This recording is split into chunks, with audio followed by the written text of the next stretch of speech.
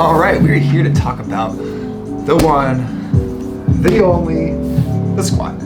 Okay, so today we're gonna talk about how to set up, some common cues that I like to run people through, and some common mistakes that everyone seems to make the first couple times that they try to squat. Okay, so the first thing that we gotta start off with, we gotta talk about the breathing of it all here. Okay, the breathing is gonna be the most important part for keeping us healthy and help keeping us safe when we're doing our squats. Okay, so I want everyone to imagine here, you're gonna put your hand on your stomach, you're gonna breathe into it, get nice and fat with air, but not just the front. I want you to push out from the front and the obliques. Okay, you're gonna try to push all that out and you're gonna flex as hard as you can, keeping that breath held in your gut, right? I don't want to see anyone getting up in their chest. Okay, don't be looking don't get up here, because nobody's that leaves the part we're trying to keep tight empty and thin. Okay, we want to get this big and braced, so when we're hitting that squat, your abs are helping keep your lower back safe. Okay, so big breath in, brace the abs, flex from the front to the sides to the back, hold that tight. When you go down, you're gonna hold that breath all the way down. Okay, you're gonna hold that breath, take that breath in, hold it. You're gonna sit back. You're gonna hold that all the way through until you know you have the lift on the way up. Okay, so you hold it at the top, you're gonna hold it all the way until you got about 3/4 on the way back up. Cool? Cool. Okay, so now that we got the breathing talked about, we're gonna talk about the grip. When you set up to the bar, I would have your hands depending on where your shoulder mobility is at, right? If you're someone that struggles to keep their shoulders down and back, like we talked about so much now, you might have to go a little bit wider, get a little bit more space between you. What you really want to focus on is when you have the bar in your hands, you're going to crank your shoulders down in here, right? You want to flex that upper back as hard as you can. Now, bar position wise, where you want to put your bar, I would have it somewhere across the top of your shoulders, right? Not on your neck, the widest part of your back, which is usually about just under the neck across your traps.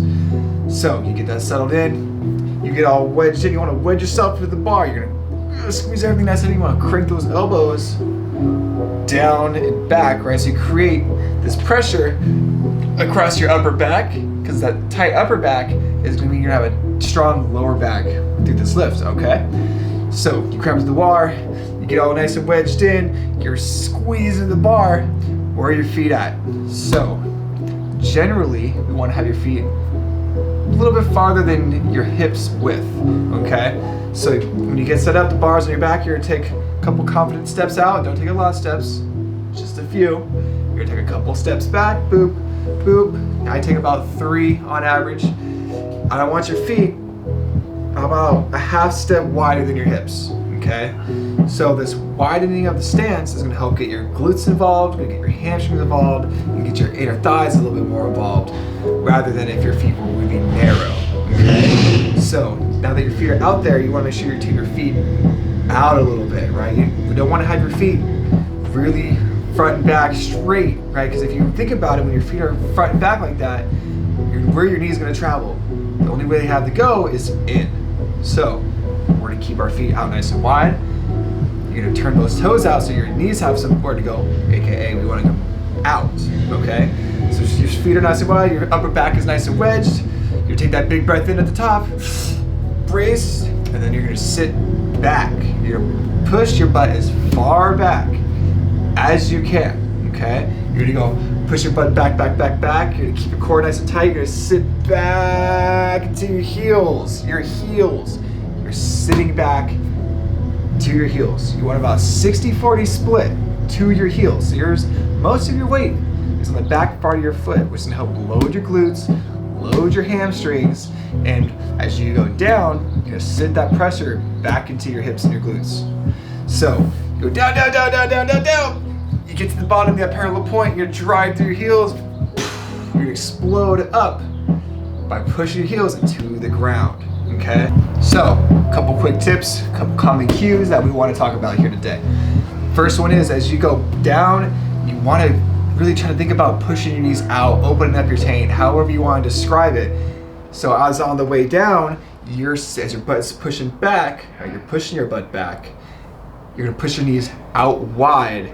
So as you sit back, you have that little bit of activation within your inner thighs. And as you go down, they stay out. And as you push through those heels to come up, you drive your hips up and forward. So we're gonna talk specifically about the box squat. So we can focus more on our hips, more on our hamstrings, and more on the form rather than balancing and trying to hit depth every time.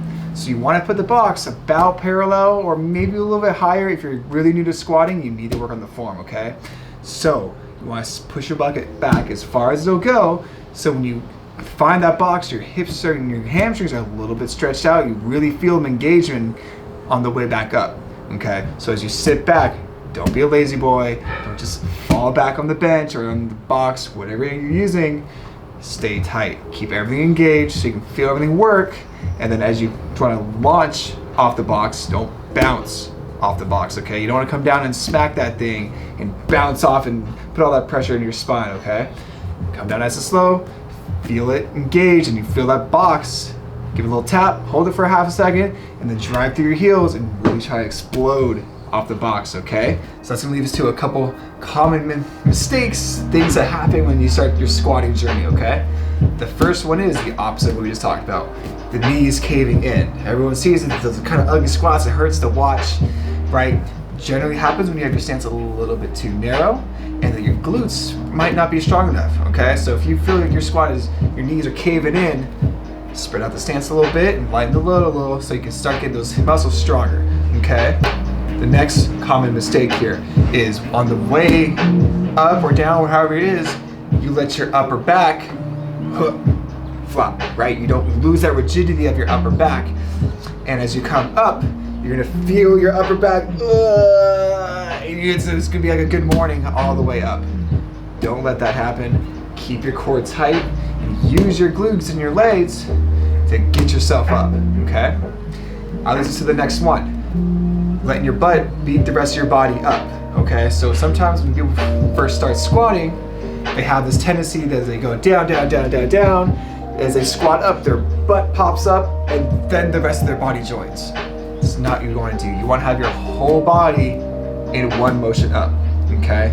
So as you squat up, make sure your chest stays perked up and that you're pushing through those heels so your butt can squeeze up. Focus on these couple tips. Really practice with the bar, some lighter weight, and get the form down before you start adding the weight here, okay? Use your glutes, keep your core tight, and you're gonna be all right with these squats, okay?